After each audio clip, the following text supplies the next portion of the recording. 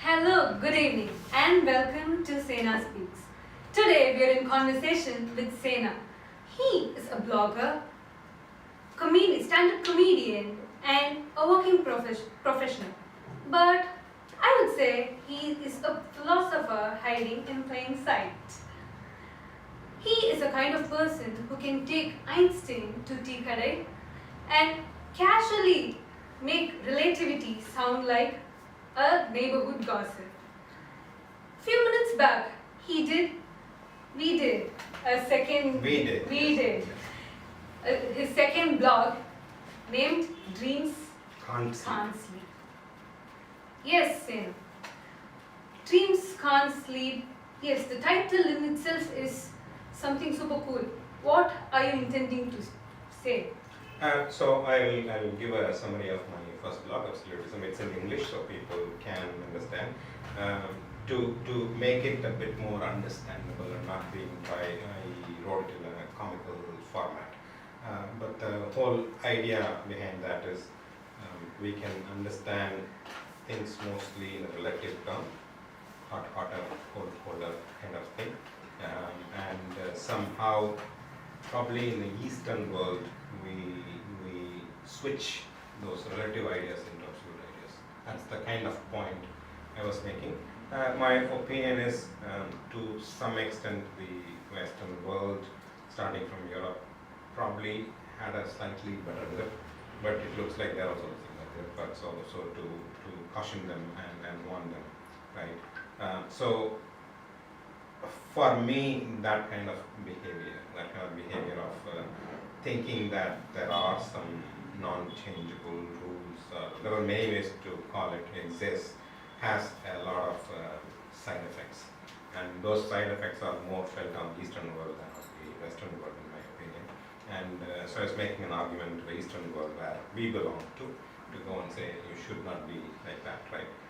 And then the recording we just did half an hour back is taking an example from a movie, from a Tamil movie, an Indian movie, to showcase that the destructive power of absolutism. The movie premise is, people can say the usual, what's the difference? Boy falls in love with a girl story, right? So how does that explain anything for you? And we did a video on that for about half an hour on explaining how that kind of behavior is destructive. So I have made to write the blog. I'll finish it today. I kind of connect the blogs together, and I'll do more to connect, right? And there will be more. That further blogs will have these connections, and the connections are in my mind. People may or may not agree with those connections. My co-anchor agrees, so I'm happy. The fundamental premise I made was just a simple thing like a boy versus girl story. The boy following some rigid values. That's what I will call rigid values not to be crossed.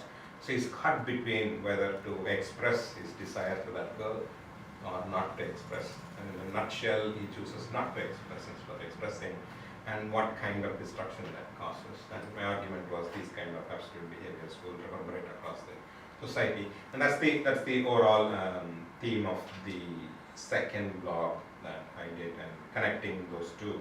And I did take a movie as a reference example, because in my opinion, movies are just, whether it's an Eastern movie or a Western movie, movies are just, the directors take what's happening in the world and then make it look better. Sometimes, both in the West and the East, it gets added with a lot of what we call masala over here. And the West also does a lot of masala, there's no doubt about that. And then portray in a different format. But both the West and East are fully capable of showcasing life in reality. Both sides are. The West probably does a little bit more better job. But my point was, when the Easterners decide to go and do that, we do the job in a different way, and it is unique in our own fashion, and I want to bring that to a larger audience to go and say, hey, we have our own products that you should look for, especially in the movie area. That's the point I'll make in this blog. Okay, so I could see that, but I think we have a lot of movies which could give some sort of the same theme. But why specifically 96, which is a Tamil movie? Yes, it's because it's a Tamil movie. That's point number one. So that's why that's why the theme. Nuances are not new to the Western world. Definitely, I lived in the Western world for a dozen years, so definitely nuances are not new to the Western world. The East should learn that part from the West of understanding and more appreciating nuances, and the East lacks in that.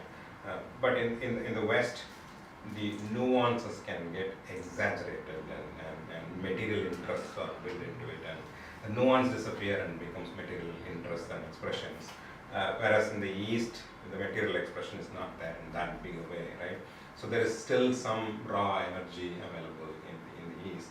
And 96 is a portrayal of not that raw energy, just how kind of medievally and until today people lead a simpler life, and what do they do about their life.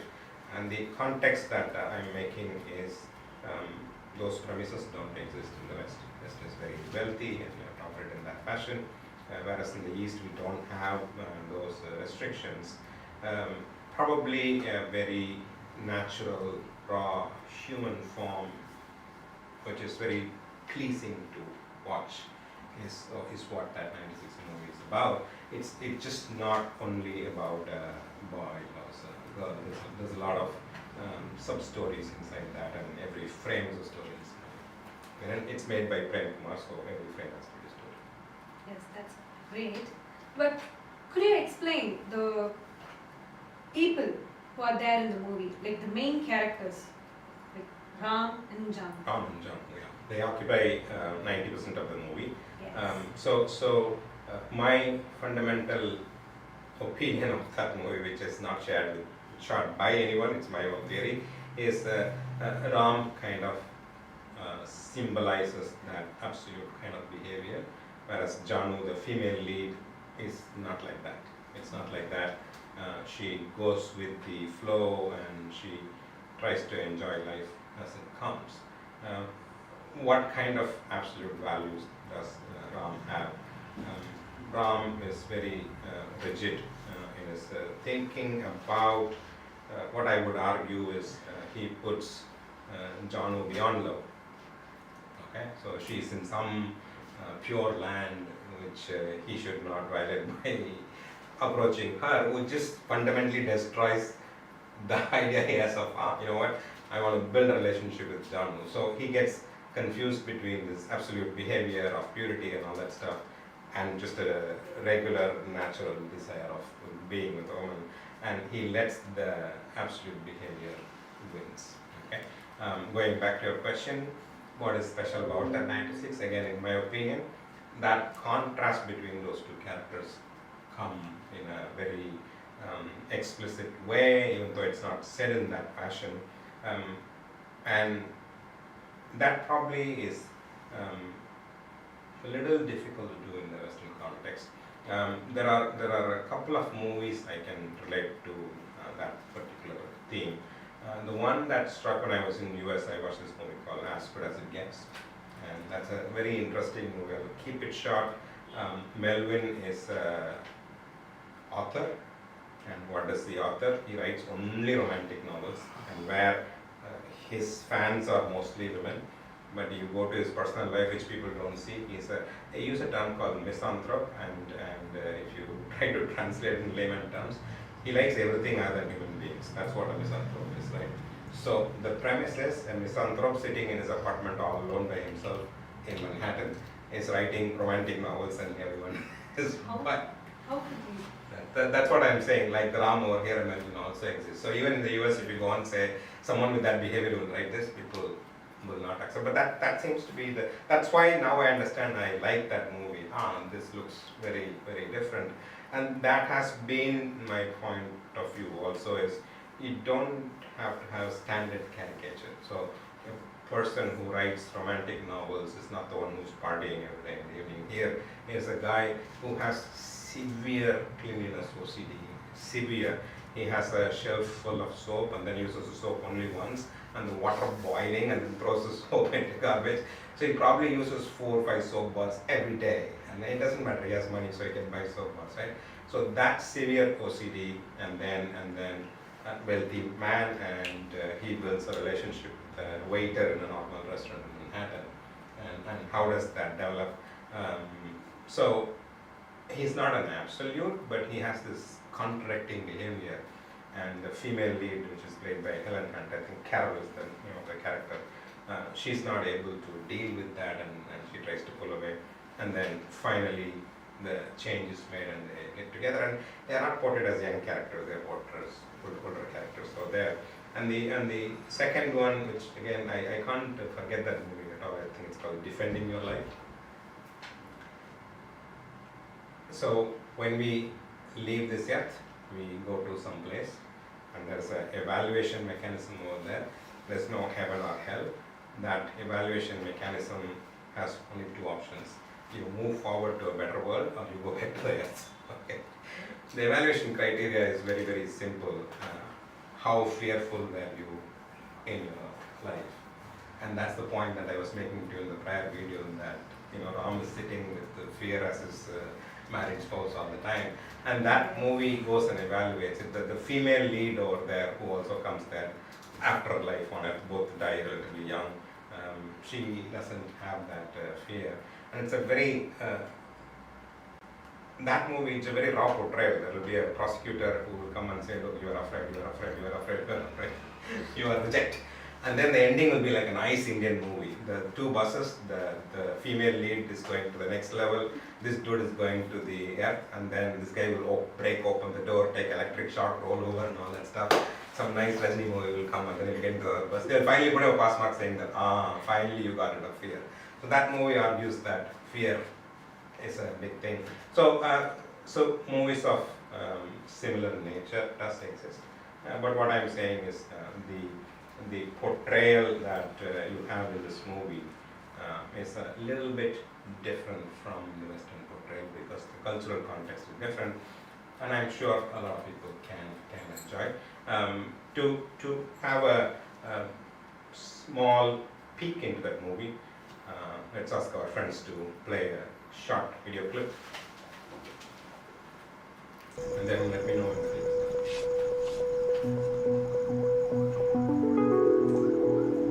என்ன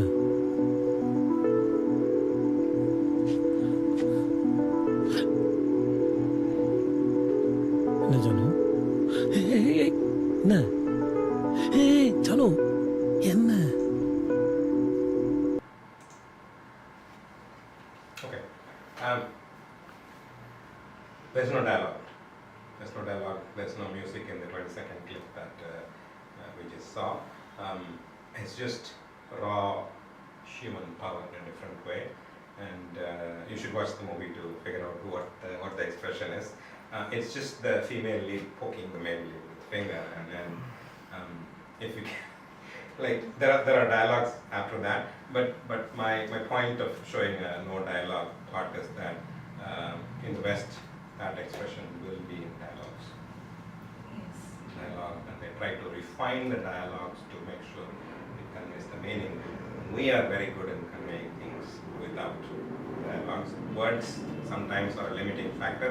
Human beings invented this nice thing called language. It doesn't have enough words to go on express everything.